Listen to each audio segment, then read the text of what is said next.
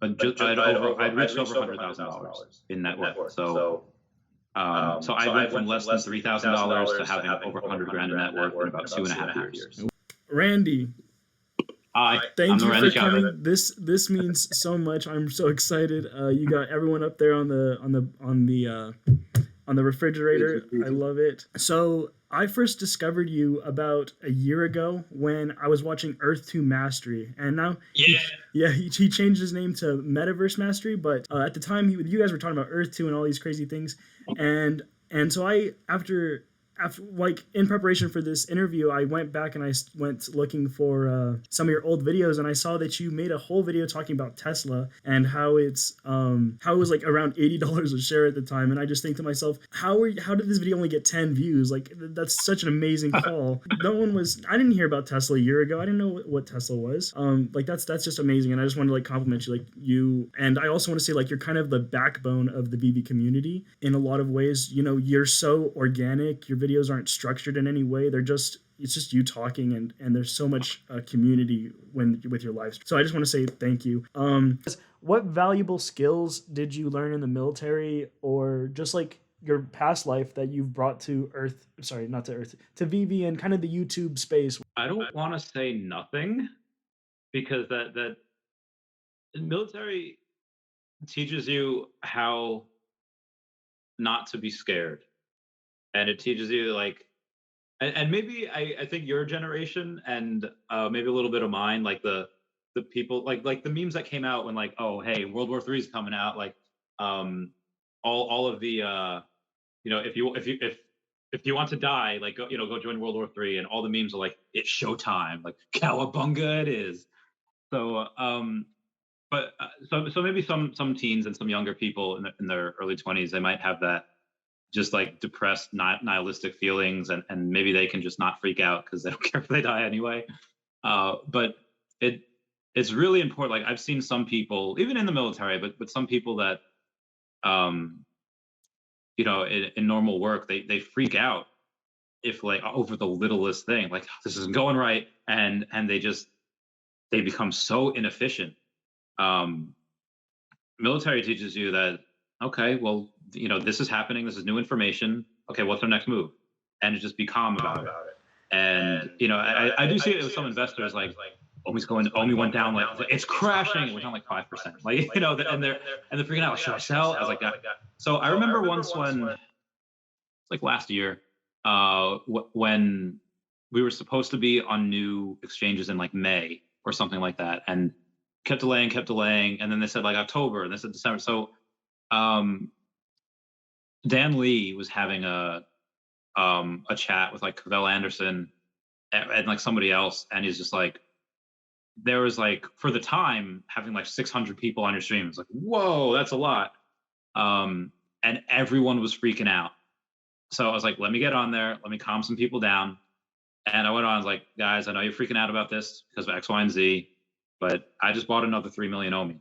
I'm not freaking out. I'm okay with this. When was this? This was sometime last year. I think it was in summer. It might have even been. Yeah, I think it was in summer. When it was reaching those lows. Yeah, it was reaching those lows. People was like, why is it going down? And whales doing their thing, and not everyone.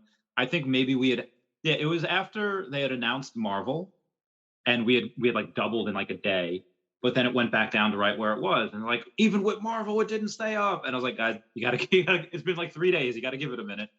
So I said, it's fine. I bought up there at 0.004, and I'm buying down here again at 0.028, 22. It's okay. We're gonna be fine. So I think it teaches you that, to have also, there are some times where you're like, especially deployed, where you're working like 16 plus hours a day, and sometimes you have like no days off, and you're very tired, and you just learn how to concentrate, and you learn how to function when you're exhausted. And that's really helped with YouTube. That's helped with that also helps to understand a lot of what the team, the CEOs, and their more like Reese and Trevor and Alex, what they go through. And that's what really draws me to them as well. Like, when I saw them in DesignerCon, I was expecting them to be all like burnt out and just like but they were fine. Like they handle this extremely well. I don't know. Maybe they're on a certain concoction of like meds that make them, like they go up and then they go down, But no, they seem fine. They seem like just normal people. I was like, wow. So that really impressed me. That just solidified my ideas with the team. But outside of that, I mean, it's you also know that when I in like January of last year, actually, I had came up in my Facebook memories that there was this one person that did a hit piece on me. He No. Yeah, it was this guy Dan something, and the picture I posted a video saying Earth2.io Neckbeard's Fantasyland to be something. It was like a whole video like on me and how I live in like my grandma's basement, which of course I didn't. He was like maybe tip of the iceberg, but there was a couple of people that really didn't like me because they thought like I was trying to scam people because they thought I was getting paid by Earth 2, which I wasn't. I'm still not. You have the referral code though. That's true. That's true. The referral code is, but you only get that from other people putting money in. Right. You don't get paid that from the actual company. No, I agree. I thought, I've heard those things and I thought that was a good point, but that's pretty much all they had. I don't believe you have any malicious intent promoting Earth 2. I mean, I do low key think Earth 2 is kind of on the fishy side.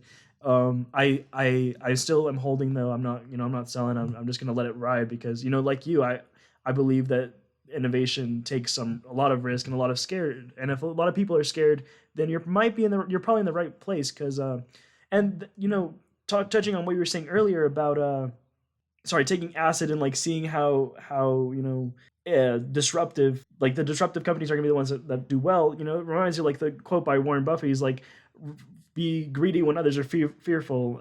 That's just amazing. So this part I didn't get from those. It was just I said I responded to him and said I did a quick look at your profile. Me and my girlfriend are looking to move close to where you are at the end of the year. Hopefully, we're doing end of this year. I said I'd like to take you and your girlfriend out to dinner when we get down there. I think that'd change your mind about who I am. I hope you have a good evening, and we can become friends afterwards for certain things. And so you just don't get scared of that. You're just like, all right, let's go. Like I have no problem. Like I remember like 2017 through like 2019. I was like, all right, you want to call me back? Let's do it. Let's go. I'm ready. World War III veteran has a nice ring to it. So it makes you really not scared. It makes you, and that was kind of what the military brought me. Yeah, I love that. Those are some really big things, and you hear them over and over again within the investing world and the finance world. Is like, not be scared, hold, just breathe, right? And I see that in you. That's amazing. Biggest fear. All right, look, it can be alligator Loki hitting $10, or it can be something more serious than that. Within a Comey or the world in general? No, the world is in general. What's your biggest fear? I want to get personal. I think. And you don't have to answer, by the way. You don't have to. No. I just trying to figure out how to word it. I think that some people are very similar to Tony Stark and Reed Richards, and although they have good intentions, they tend to do things that they don't 100% understand. And I think governments will do that with artificial intelligence. And they'll say, for America's freedom, or for, like, they're trying to say, like, for, Chinese power, over the West, they will look at the consequences and be like, it's worth it if we can become the number one power, or if America can solidify their number one power. And if you go with AI, and this is like the singularity where AI can make better robots than we can. We're already in the singularity. and then if they can go and make better robots than we can, and we try to stop them, and their programming is to be like, let's say their program is to make better robots, better and faster artificial intelligences, and then they do, and then we don't know what they're programming with, and we try to stop them, and then they say, okay, humans are trying to stop us from doing this, so we should kill all humans. And it could be something as simple as forgetting the coding on like the if and let statements or it could be getting for getting like a certain array, and then well they can get in. They can be the internet. They can go on and they can destroy us, like nuclear codes, like all of Minot, in Dakota, Minot Air Base, North or South Dakota. I think it's North Dakota. So I think AI is probably the biggest. Um, the I think it's the more realistic one. I do think aliens are something that is one of the big things that's possible as well. And if they are, carbon-based life forms, and Earth is only, let's say, 4 billion years old, and the universe is 7. What if they have even just like 1,000 years on us? Not even saying like 1 million or 100 million. Like it'd be so advanced, and we would be like monkeys to them, because like monkeys can at least do some sign language. And if aliens are intelligent in the direction that we are from chimps, because let's say we're all most likely carbon-based life forms, because most of the universe is carbon. And let's say they have 98-99% same DNA as we do, same as monkeys. And the intelligence that comes out of us, that separates us from monkeys, only comes out of that 2%, because the rest of it is the same. So it has to come out of that 2%. So what if you get aliens that are smarter than us in the direction that we are from chimps, and they're like toddlers, can do like quantum physics in their head? Yeah. Those Neil deGrasse Tyson interview. Yeah, He was like, that is imagine your 8-year-old. You say you take the smartest chimp, and it's equivalent to 8-year-old, and like an 8-year-old for us as humans. And so then he said, imagine a life form where, yeah. And so that's super interesting. So that's your biggest fear is I would say those two. But then maybe this isn't a fear, but I do think we are in a simulation. I do think. I mean, what are we doing? Yeah, they have Elon Musk and Jeff Bezos trying to. Elon Musk mostly, trying to go to Mars, and Bezos just trying to do, whatever, maybe go to the moon. But a lot of gaming companies, the people are going inward. We go inward, and I feel like, well, this is just the next step. We go inward to a metaverse, to Web3, and maybe it takes like 1,000 years or 10,000, but I feel like we'll make a program that will be indistinguishable from real life. Yeah. And and we could make games in that metaverse, like a game within a game. And I think people just go inward. So and it's not really a fear. It's just something I think we are in the Matrix, and we could be like a juvenile alien science project for their 6th grade, whatever.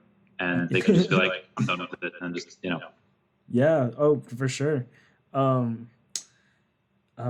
Maybe it's already happening with global warming. Maybe they already turned off the switch. It's just taking a little bit. Just takes a while. Yeah. That's really interesting. I believe we're in a simulation. It's more likely we are than we're not. Okay. Lifelong goals. All right. You've already reached retirement. What's next? What are you doing? I would say it is to accelerate the advent of conservation of land for animals. So you would go and buy wilderness areas, and you should probably buy, or I'll buy, just wilderness areas, and say like, hey, you can't hunt, you can't do whatever. Mostly in Madagascar, Indonesia as well. And then maybe I would, and so that's because I think in the future, as long as humanity survives, and we let's say we merge with AI instead of having it take over, I think that maybe not even crazy, maybe 1,000 years from now, we're on Mars, we're fully populated there, and let's say at that point we are unified and we are one, and there's world peace. I think that at that time, and then we start to appreciate art a lot more and nature a lot.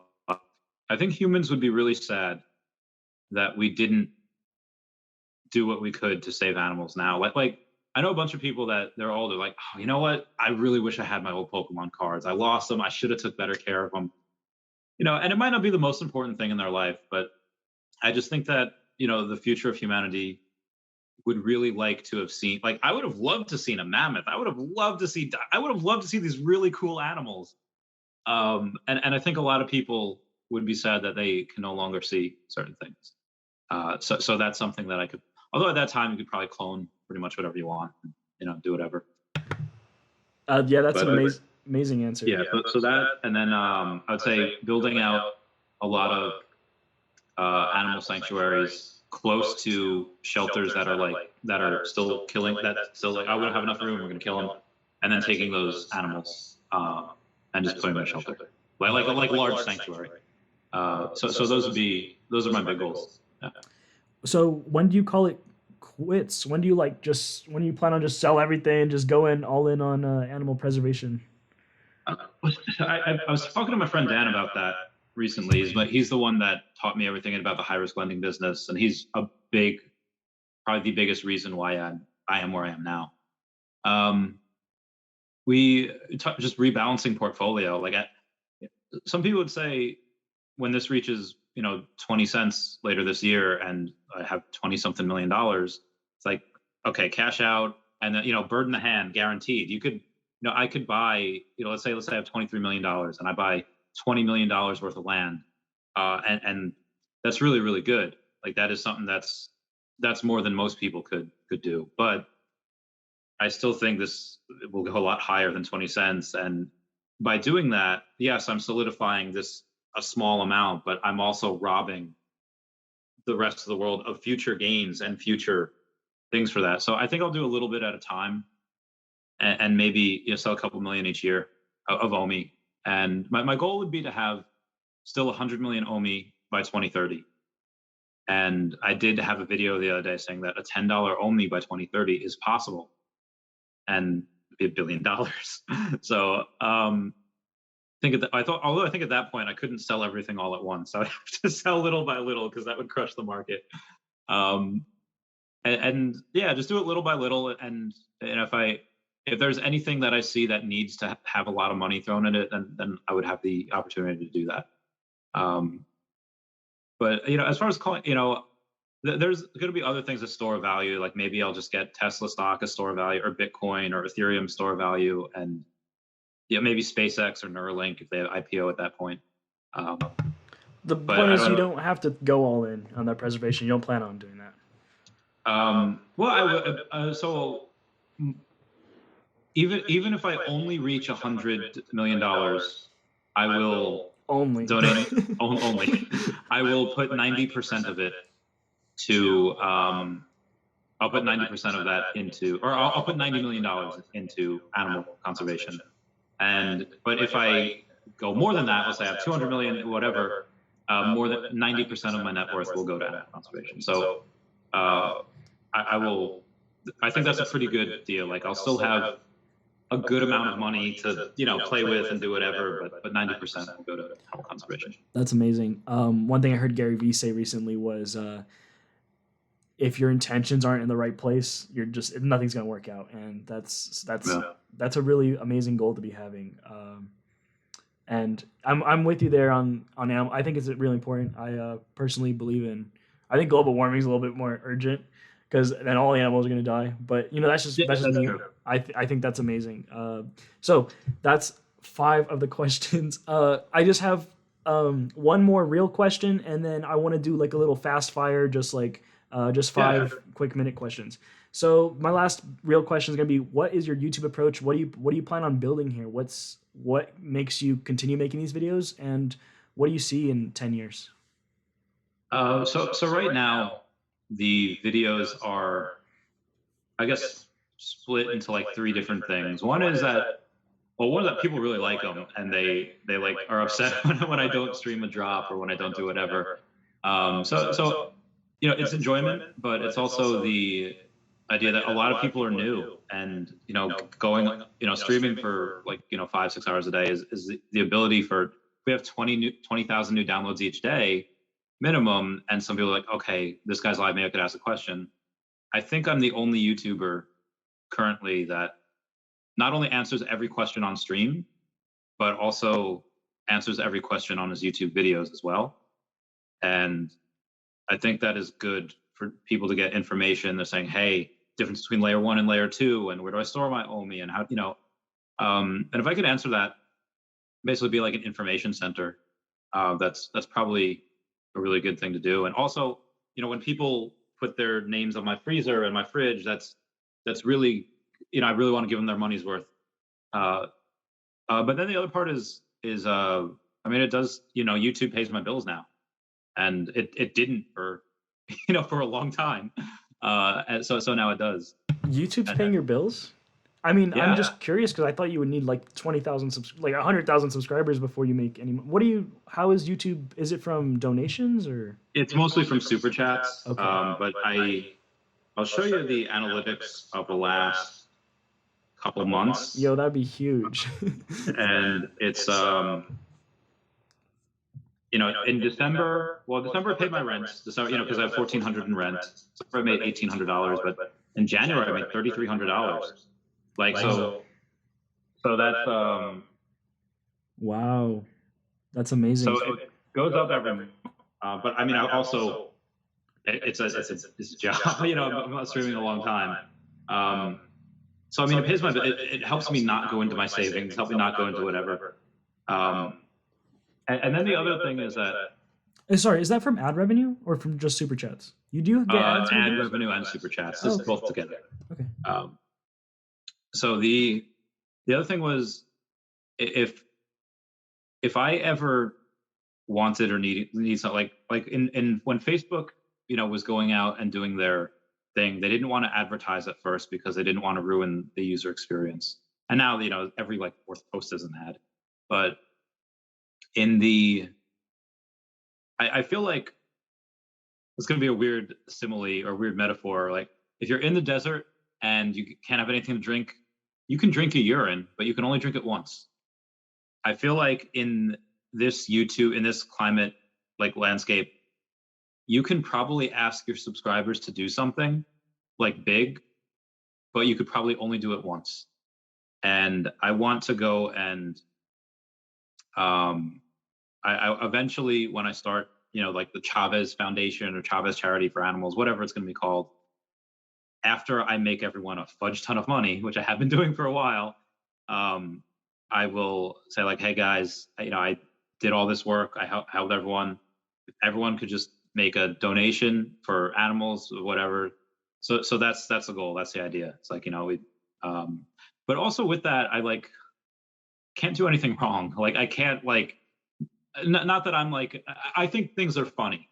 I am totally big into the 4chan, the stuff that should not be joked about. I think things are funny, but I can't share those because then people are oh, he's racist. Oh, he's some type of whatever, even though say something, if it's funny, it's funny. So I have to try to be as good as possible and not get canceled and not during that time. Maybe that's my biggest fear, is just getting canceled before I get to give my ask. But that would be why I keep doing it is because I'd rather have 1% of 100 people's effort than 100% of my own, because it's 100 people give 1%. Oh, that's nothing. Instead of, giving 90% of my net wealth is a lot, but if I have 1% of 7,000 subscribers, so that's a decent thing. And again, I wouldn't ask for that now. It would be far in the future when I was hey guys, this is what we're doing, raising a bunch of money. And even if they, at the time, let's say it's years in the future, I have 20,000 subscribers, and they just give hey, you know what, give $50 or whatever, and then that's a decent amount of money. That's still something that could be used very well for good. That's beautiful. Honestly, it's honorable, it's charitable. It's just I want to see it happen. Make it happen. All right, 10 years I'm waiting, Randy. And I also want to relate that, like this analogy you made, a lot of YouTubers are using their influence and their following to pump a few coins and steal a few bags. And I hate seeing it. It's so gross. But you're right. And they don't last because people see that. They see through that. Gary Vee did sorry, I'll just say this one quick thing. Go for it. Gary did it wasn't a talk. It was a clip of a talk on Instagram. It says, So it's exactly what you said. People are going to do that, and they'll make their cool million. They'll make a couple million, and then that's it. And Gary's like, I'm in it for the long game. Going for it. So that's what I'm doing. Trying to go for the long. I love that. I'm with you there. All right. Hopefully, I'm around in 10 years. I'll be your little Padawan. Okay. We'll see. So I just got 4. Bullish on it. Okay. All right. Last final question. Favorite Veve YouTuber?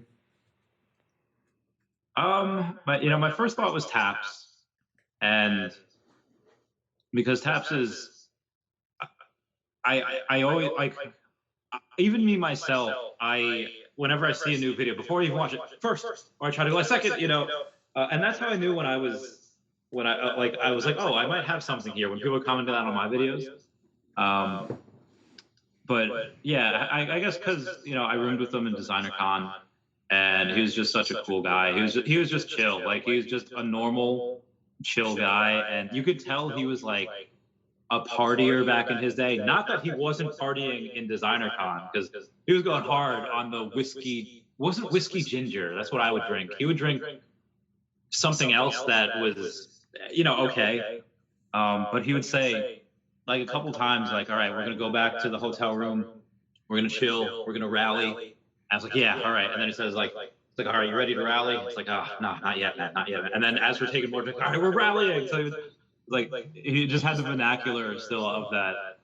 It's like when people, let's say they're from the South, and then they move up north and they kind of lose their accent, but then when they get drunk again, they kind of get that accent back. Like, y'all remember these days? He like reverted back into like his college days, like his vernacular when he would get drunk, which was really fun. It was really great. He's so I'd say probably him. Trying to think of other people, because I don't want to shout out the already biggest YouTuber. I want to try to a bunch of people come to mind. Non-Fungible Wonderful makes some amazing songs. It makes them, yeah. So he's good too. Yeah. I wanted to say, I just like talking to you, man. I can tell you're like extremely genuine person. I asked you who's your favorite YouTuber, and the very first thing you think of is not who's making the best content or who's making the most polished content, etc. You're thinking who's the guy that I had the most fun with, and who's the most personable and genuine person that I appreciate as a Veve. Yeah, I didn't even think of that. I just you didn't even think about like actual Veve content. You just went straight to what kind of people they are, and I love that. Yeah. All right. Favorite YouTuber under 500 subscribers. I guess it would. Yes. I guess it'd be Henderson's cousin from Stranger Things. Let's go. All right. Yeah. I appreciate you. No problem. And there's a bunch of other people that if you keep on grinding and keep on going and saying, hey, just study the market. I mean, there's a lot to be said about someone that knows intimately one thing. Like if you went all in on, say, like Gwen Stacy Spider-Man, or you went all in on any random one, like this Voltron or this stamp, or whatever it is. If you have a specialized knowledge in certain things, like I did in Pokemon, I had the Gym Challenge series, which I specialize in. I specialize in a lot of WotC, but specifically that set. No more than anyone else, and you could be like, I am that expert. Yeah. And I kind of have that with Alligator Loki's. Yeah, I was just about to say that. I appreciate that advice. That means a lot. I'm trying to niche down into different things. I kind of want to do a little bit everything, see how kind of my audience reacts, but we'll see. We'll see how it goes. That's everything I have for you today. This was an absolute honor to have you on this channel. Like this really means a lot. Yeah, it was fun. It was good. I like doing these types of things, and I hope I can do it forever. So the reason why I think like it was maybe like a week or a couple days before you asked, I told, because I get requests like all the time. It's like, guys, I have my own podcast that I want to try to do, and I have these like I can't do anymore for a while. But then you're like, I just got like 9 minutes to your time. I was like, okay, yeah, like 9 minutes is fine. And then it turned into this because I'm so sorry. It was totally an hour. Oh no, this is good. I originally had plans, but then they fell through. I was like, hey, good news, we got a little while, so which is good. So we did this. I'll try to stream later. So okay, I would love to drop in and come say hi. This is probably I'm gonna try and cut this hour and 10 minutes down to, I don't know, 30 or 25 if it happens. But you have so much wonderful things to say. You just gotta leave it all in. Or you just make like 3 different videos, be like part 1, part 2. Hey, if that's okay with you, I don't want to like kind of like set you up in a narrative that you don't really appreciate. I'm thinking like you have a really great storyline in here about how you were self-made and you went from 80K to how you made this 80,000, 300,000 trade. And that would just do so much better than just like, interview with Randy Chavez. That's a good point. But yeah, I mean, do whatever. I mean, it's your channel, your content. Do. I mean, that means the world to me. I don't want to like step over any boundaries or anything like that. So. Yeah, no, it's good. I mean, like, don't like Photoshop me picking my nose or anything. No, I won't. Yeah. But yeah, maybe I'll put on the live stream. Randy Chavez does acid. Which you totally could. It's like that. So I'm waiting for. Well, I guess I had that in the past where like people call them like neckbeards, like the gamer scammers on E2. But I think that'd be really fun to have like a parody villain and be like kind of like J. Jonah Jameson is the Spider-Man. What do you have up there? My roommate came in. Sorry. Oh no, it's all good. Yeah, I think it'd be fun to have kind of like J. Jonah Jameson is the Spider-Man. It's like he's a menace, and then just make it funny. I think that'd be pretty fun if somebody did that. Well, all right. Well, maybe I will. Okay. I really appreciate you again. Thank you very much. I don't know if there's anything else to say besides. Yeah. See ya. Yeah, no, that's it. Cheers. Maybe. Have a good one, and maybe I'll see you later on the stream tonight. If I stream tonight, I don't know. I'll let you know. All right. Well, thank you very much. Take care. All right. Peace. Goodbye. Meow. Right. Where's the leave button? Okay, there it is.